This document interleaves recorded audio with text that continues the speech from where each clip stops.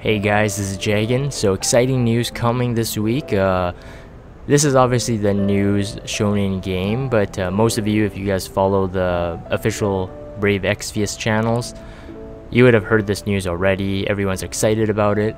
So let's get talking about what's coming up. So first things first, we have this Final Fantasy X banner coming. Yuna and Lulu are 5 stars, and you know, people, for the sake of nostalgia, love Yuna, love Lulu, and Wakka again is making an appearance. As you know, if you're playing global right now, we do have a Final Fantasy X rerun event with Titus, Riku, and Wakka as well.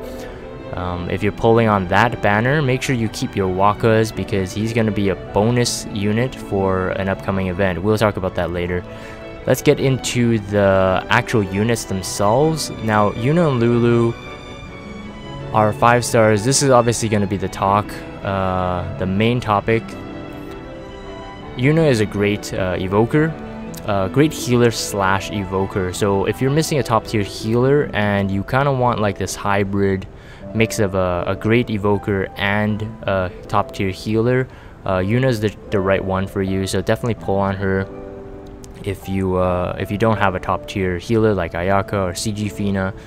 She does have Karaja, which is the strongest healing ability at the moment. So her Trust Mastery is not too exciting for me. It does have auto limit, does have pretty high magic.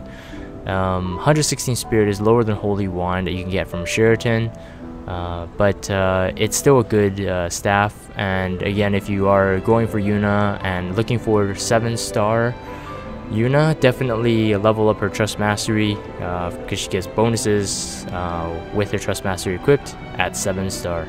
She does also have this these moves called Energy Blast and Energy Ray, which is hybrid damage but based on your magic and your spirit stats. So they're AoE 1 hit and single target 1 hit, and they can do a lot of damage.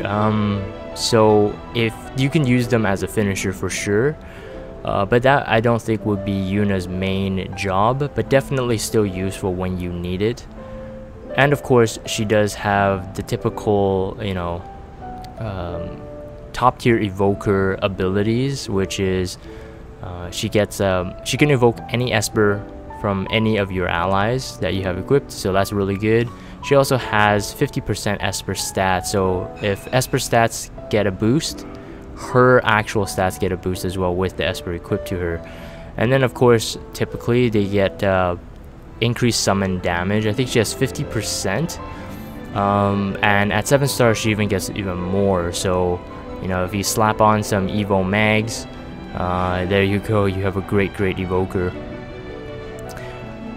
Lulu is also the talk of the town. I think people are split, and people would be happy to pull any of these 5 stars really, but Lulu is our mage here, and she'll be basically our magic damage dealer, and she does have quite a lot of magic actually, so natively, so you'll definitely want to use her. She's also, I think, the first 5-star on global right now to have Flood. Yes, so AoE 12 hit water chaining move, and it debuffs lightning for 3 turns. So I think we had seen this cast by Leviathan, and people asked, okay, why is it debuffing lightning? We're not quite sure, but either way, it kind of works like Flare, I guess. So Flare is a fire attack, but then, you know, debuffs water. But it's an AoE 12 hit water move, so it could greatly chain. So finally, another option we can have in the arena if you want to do magic chaining. And she's also exciting at 7-star as well, as she gets access to Tornado. So that will be very useful with like Barbarizia, 7-star Rem, anyone who has Tornado, she'll be very useful as well. She also has all the elemental jaw moves, so Thunder Jaw, Water Jaw, Fire Jaw, Blizzard Jaw, the typical stuff. So she can do wreak quite a bit of havoc. So definitely look for her, and her rod is great as well. 20% MP, Mag 120, and has auto faith, so it's 20% magic every turn, so you can't be dispelled by that. So basically having that on, she'll always have that buff. But if you run buffers, bards, etc., it might not be the most important. You might still be stacking Mateus Malice if you have it, and it does have the same mag stats as Bloody Moon's staff as well. So next we have our 4 to 6-star Seymour. So Trust Mastery, you probably want this. So boost parameters, Esper evoked by 10. So instead of emo mag 10%, you at least get some boost in HP and MP. So if you get him and you want to slap these Evo mag plus 10 to your evokers, you may as well get his TMR. So you get 15% HP and MP. It looks like it stacks. We're not sure, but I think it stacks. If it does stack, that's great, because if you have run 4 of them, at least you get 60% HP and MP to whoever you're slapping on 4 Evo mags to, or in this case, Yevon's Wisdom. And then of course Wakka will get our 6-star upgrade this week. Don't know how he's like, but I'm pretty sure I won't be enhancing him and awakening him. So yeah, but at least he's a bonus unit, and so definitely keep him in your party if you can't pull the others in the banner. And this is our King Mog event, Gagazet.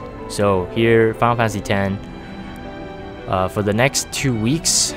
So you know, clear the missions in beginner, intermediate, advanced, and pro, and you get all these stuff, elite and legend.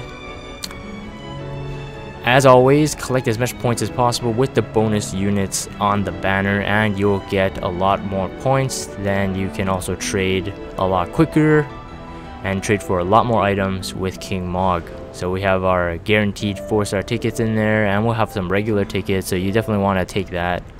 We have some exclusive equipment. These ones are not too exciting for me at the moment, but again, if you're new, these will still be useful for you. Magister's Robe, 36 mag. If you have Siren's Robe, that's 40 mag, so this is almost not that useful. But if you haven't completed the Beast of the Dark or whatnot, this would be useful. Variable Mog, I mean, these are pretty much free. 80 mag is not terrible. MP and Spirit plus 10%. And as always, there's going to be some of these bonus rounds, which bonus monsters, and when you kill them, you get tons and tons more of these Albed primers. So the points that you exchange with King Mog. So definitely get your bonus units in your team, kill these guys, and you get tons of great multipliers, and that will speed up your grinding. Spirit Killer and Beast Killer is effective. I'm pretty sure they should be pretty easy to kill, but just in case, depending on your level, may as well slap on Spirit Killer and Beast Killer. Now here are the bonus characters, as you can see.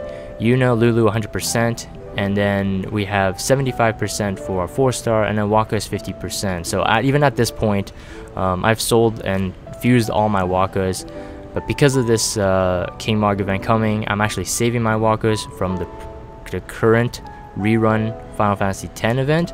So right now I have 2 of them, so make sure you save them up as soon as possible, and depending on your team, you could level them up, or you can, you know, keep them at their low level and not waste any resources. And it's about another 2 weeks, I believe, for us to get another raid event, which is usually generally the primary source, and King Mog of course, the primary source to getting your Cactuars.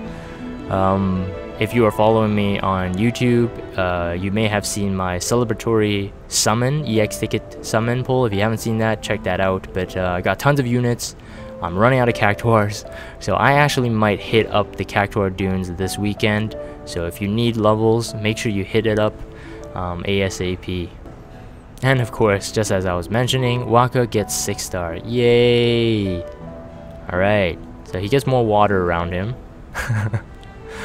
Most likely, if you've been playing for a while, if you had played since the first Final Fantasy X with Titus and Riku, that banner onwards, you've most likely gotten Wakka's TMR, which is great. It's a pretty strong throwing weapon, 117 attack, but I think I have 2 of them at the moment, and he's not a very exciting unit, but again, if you have him, again, keep him for the King Mog event, as he is a bonus unit there.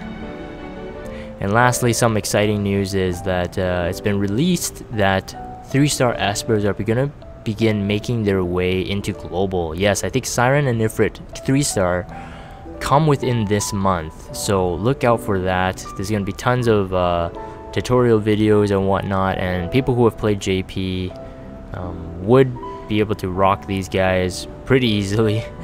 They know their strategy inside out, so it's not shown, at least in game, the news wise, so I'm assuming it's going to be another 2 weeks maybe before we actually get to see them officially in game, but keep your eye out for that. Save your Esper crystals right now, because when you get the 3-star, they take forever to level. Anyways, that's the news for this week, guys. Thanks for watching, and I'll see you guys next time.